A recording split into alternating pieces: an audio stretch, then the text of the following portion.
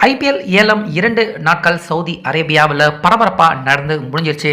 So இந்த ஏலத்தின் மூலிமா எல்லா அணிகளுமே ரொம்ப சந்தோஷமாக இருப்பாங்க.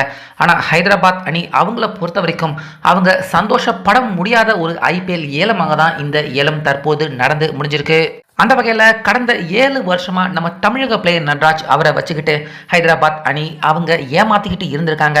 இப்படி இருக்க ஹைதராபாத் அணியை விட்டு வெளியே போன நம்ம நட்ராஜ் அதுக்கப்புறமா ஹைதராபாத் அணி அவங்க ஏலத்தில் செஞ்ச விஷயம் இப்போ ஹைதராபாத் அணிக்கு 5 வீரர்கள் இல்லாமல் அவங்க பரிதவிக்க வேண்டிய நிலைமை தற்போது இந்த 2025 ஐபிஎல்ல ஹைதராபாத் அணிக்கு ஏற்பட்டிருக்கு.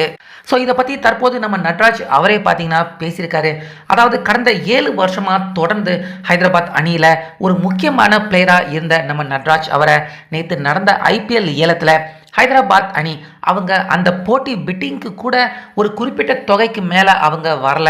அதுக்கப்புறமா நட்ராஜ் அவருடைய பிட்டிங்கில் கலந்துக்காம அவங்க வெளியிட்டாங்க.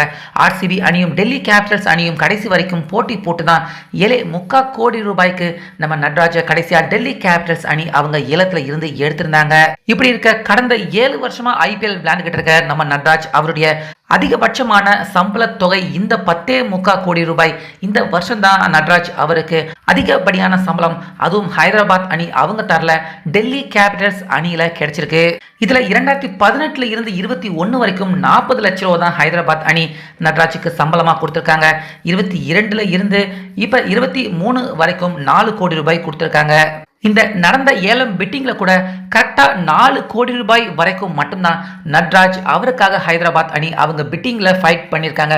4 கோடி ரூபாய்க்கு மேலே போனதுமே ஹைதராபாத் அணி நட்ராஜ் அவருக்காக பிட்டிங் கேட்காம வெளியேறிட்டாங்க. ஸோ இதை பார்க்குறப்ப கடந்த 4 வருஷமா 4 கோடி ரூபாய் சம்பளம் கொடுத்துட்டு இருந்த நட்ராஜ் அவருக்கு 4 கோடி ரூபாய் தான் நாங்கள் கொடுப்போம், அதுக்கு மேலே கொடுக்க மாட்டோம் அப்படின்னு நட்ராஜ் அவருக்கு திறமை இருந்தாலும் கடந்த 7 வருஷமா ஏமாத்திக்கிட்டு இருந்தாங்க. இனியும் தொடர்ந்து இப்படி தான் செய்வோம் அப்படின்னு நட்ராஜ் அவருக்கு ஏலத்தொகையை உயர்த்தி கொடுக்காம ஹைதராபாத் அணி அவங்க வெளியேற அதுக்கு அப்புறமா தான் டெல்லி கேபிட்டல்ஸ் அணி தற்போது உள்ள வந்து 10.25 கோடி ரூபாய்க்கு நட்ராஜ் அவரை ஏலத்தில் இருந்து எடுத்திருக்காங்க. ஸோ ஹைதராபாத் அணி இப்படிப்பட்ட ஒரு துரோகத்தை நட்ராஜ் அவருக்கு செஞ்சிருந்தாலும் கடைசியாக அவங்க கிட்ட பணம் இல்லாமல் ஒவ்வொரு அணியும் 25 பிளேயர்களை கண்டிப்பாக வாங்கலாம் ஏலத்தில். ஆனால் 20 பிளேயர்கள் தான் வாங்கியிருக்காங்க ஹைதராபாத் அணி. அவங்களுக்கு கடைசியாக பிளேயர்கள் வாங்குறதுக்கு பணம் இல்லாமல் பணத்துக்கு தட்டுப்பாடாகி கடைசியாக 5 பிளேயர்கள் கம்மியாக தான் இந்த ஐபிஎல்ல ஹைதராபாத் அணி அவங்க இறங்க வேண்டிய அவலமான சூழ்நிலை அவங்களுக்கு ஏற்பட்டிருக்கு.